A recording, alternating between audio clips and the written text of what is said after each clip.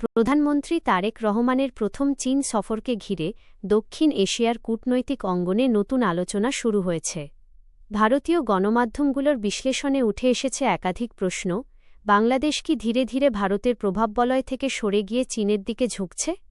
বিশেষ করে মোংলা বন্দরে চীনা অর্থনৈতিক অঞ্চল, তিস্তা প্রকল্পে বেইজিংয়ের সম্পৃক্ততা, নতুন অর্থনৈতিক করিডোর এবং সম্ভাব্য প্রতিরক্ষা সহযোগিতা নিয়ে নয়াদিল্লির উদ্বেগ স্পষ্ট হয়ে উঠেছে।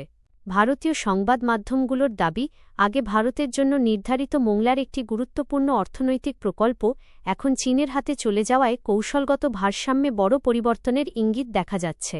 বঙ্গোপসাগরে চীনের ক্রমবর্ধমান উপস্থিতি ভবিষ্যতে ভারতের নিরাপত্তা হিসাবকে আরও জটিল করে তুলতে পারে বলেও আশঙ্কা প্রকাশ করা হয়েছে।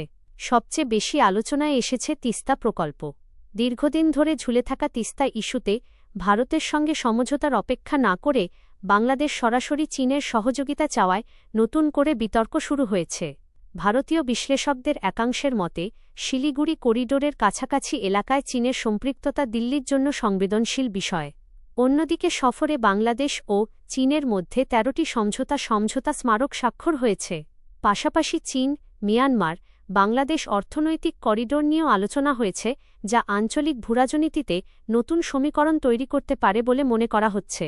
প্রতিরক্ষা সহযোগিতা নিয়েও জল্পনা বাড়ছে। বাংলাদেশ চীনের J-10 যুদ্ধবিমান কেনার পরিকল্পনা নিয়ে এগোচ্ছে বলে বিভিন্ন আন্তর্জাতিক প্রতিবেদনে উল্লেখ করা হয়েছে। এছাড়া দুই দেশের নিরাপত্তা ও প্রতিরক্ষা সংলাপ আরও গভীর করার উদ্যোগও আলোচনায় এসেছে।